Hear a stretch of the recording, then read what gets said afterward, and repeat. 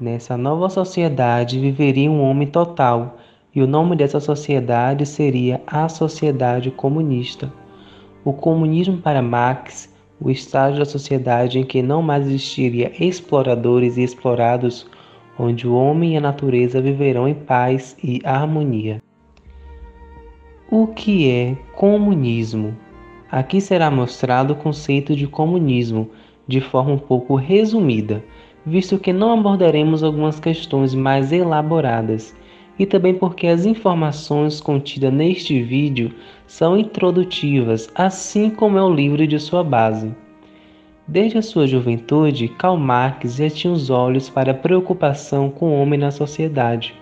Observando a exploração em que o homem era submetido, Karl Marx, ele percebeu que a exploração tinha que acabar, pois fazia com que o homem não chegasse ao seu máximo de personalidade e de potencialidade.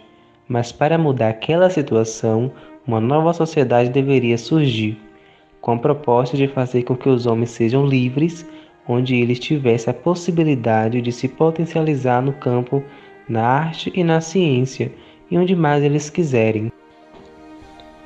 Marx e Engels trabalharam com conceitos de materialismo dialético histórico. Eles afirmam que é o homem empolgado no processo de produção material que faz a história da humanidade. Marx diz da seguinte forma: a luta de classes e o motor da história, escravos e senhores e nobres, e servos operários e patrões.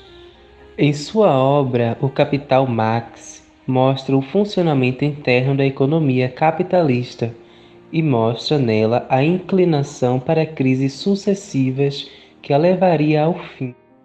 Marx disse que a medida comum que constitui a base do valor de lucro de qualquer mercadoria é a quantidade de trabalho necessária para sua confecção. Hoje já não praticamos a troca, utilizamos o dinheiro como meio existente para trocas de mercadoria. Hoje, por exemplo, um sapateiro teria de comprar matéria-prima para transformar em sapatos e vender por um preço igual ao valor gasto no material. Dessa forma, numa sociedade capitalista, não é comum encontrarmos um fabricante que trabalhe artesanalmente. Na maioria das vezes, as indústrias são responsáveis por esse tipo de produto. Agora veremos um exemplo das análises de Marx sobre o capitalismo. Um dono de uma empresa comprou material para transformação em sapatos e também contrata operários para a execução do processo de fabricação. Caso o dono venda um par de sapatos por um preço equivalente à soma do preço do material e das horas trabalhadas pelos funcionários, o seu lucro será igual a zero. Para conseguir lucrar, ele deverá ou vender o produto por um valor elevado, que nem sempre é possível pelas condições do mercado, ou pagando menos aos funcionários e os fazendo produzir mais pelo trabalho, ou até mesmo trabalhando mais pelo mesmo valor pago.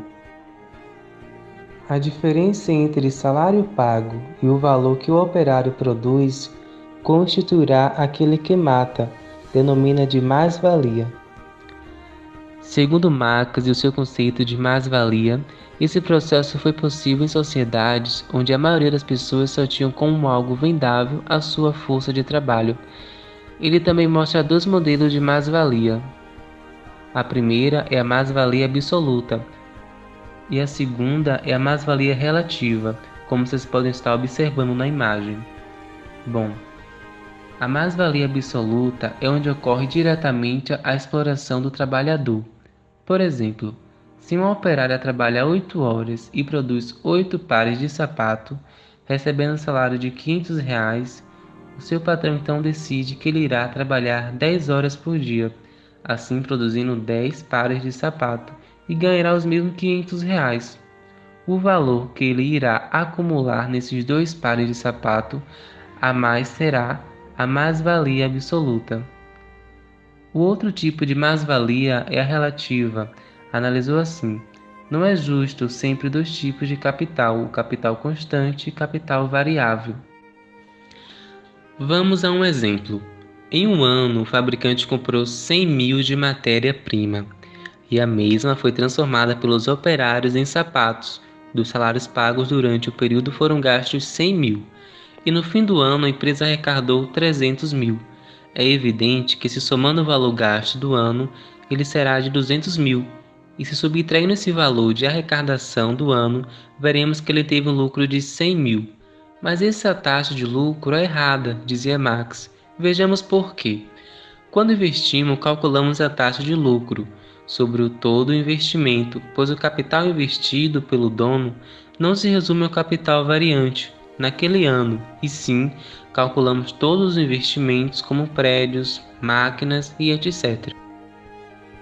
Então ele deve calcular o lucro em junção de investimento total. Vejamos o outro exemplo. Se o capital fixo é de 800.000, o capital variável é de 200.000. Temos um capital total de 1 milhão, que conseguiu um lucro de 100.000, que em porcentagem foram somente 10% de investimento total. Contudo, vemos que no capitalismo, quanto mais se investe em máquinas, mais os donos das empresas precisam do retorno do dinheiro. Para lucrar mais e mais, ele precisa baixar salários e aumentar a carga horária dos operários, além de investir mais e mais e lucrando menos sem perceber, o que inevitavelmente gerará colapsos econômicos e crises, afirma Marx. A teoria de Marx, em conjunto de Engels, visa a tomada do poder pela classe do proletariado, visando uma sociedade comunista pelo meio socialista. O Estado para Marx é um instrumento de uma classe sobre a outra. Logo, a sua visão para o futuro era a ditadura do proletariado, ou seja, os operários tomaram posse do Estado e a próxima etapa seria o socialismo, o que seria uma porta de entrada para o comunismo. O que é uma sociedade sem Estado, onde não há exploradores? Para a passagem da sociedade socialista se abrir, Marx diz que não é suficiente acreditar na ação espontânea da massa proletariada. Indica a necessidade de um partido da classe operária que atuaria como vanguarda desta classe na luta contra a burguesia, fazendo assim possível a transição para o comunismo. Esse processo previu Marx que seria longo, dado o processo de organização da classe e dos limites da democracia burguesa. Percebe-se na imagem a luta de classes, no qual temos a classe dirigente e classes exploradas e oprimidas, e determinado por mudança na força produtiva.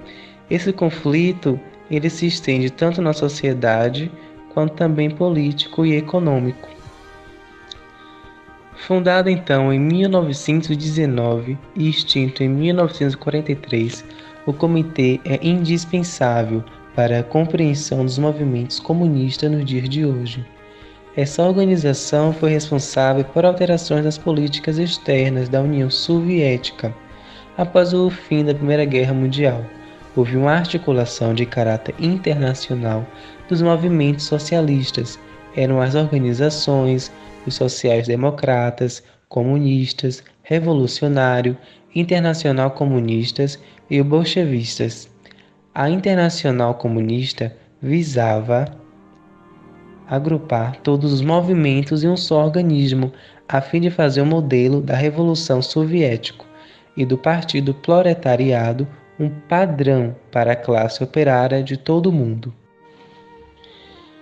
A Internacional Comunista não obteve sucesso em nenhuma revolução em toda a sua história, por diversas vezes até atrapalhou as mesmas, pois a organização possuía diretrizes absolutas e não maleáveis, fazendo com que não pudesse se adaptar aos problemas distintos de outras nações. Com a ascensão de Stalin ao poder, as revoluções de outros países terão menor apoio, pois a visão do novo líder russo era mais centralizada na Rússia. Sabendo da inevitável guerra que vinha acontecendo, a União Soviética fez um acordo de não hostilidade com a Alemanha, e era mais que evidente que esse acordo só tratava de uma paz armada. Em 1941, a Alemanha enfim quebra o pacto e ataca a Rússia.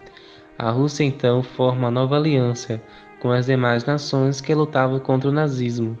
Então, com o intuito de reforçar essa nova aliança, que a União Soviética pôs fim à Internacional Comunista, avisando a todos os partidos comunistas que a organização tinha acabado. Ao fim da Segunda Guerra Mundial, alguns países chegaram ao socialismo por vias autônomas, como China, Cuba e Vietnã. Bem, pessoal, chegamos ao fim do nosso vídeo. E aí, gostaram? Capitalismo ou comunismo? Fim das classes sociais ou sim as classes sociais? Esperamos que podemos esclarecer todas as dúvidas concernentes ao comunismo. Dúvidas impossíveis de não ter, não é mesmo? Mas os teóricos estudam para melhorar o direito social. Ficamos por aqui e até uma próxima.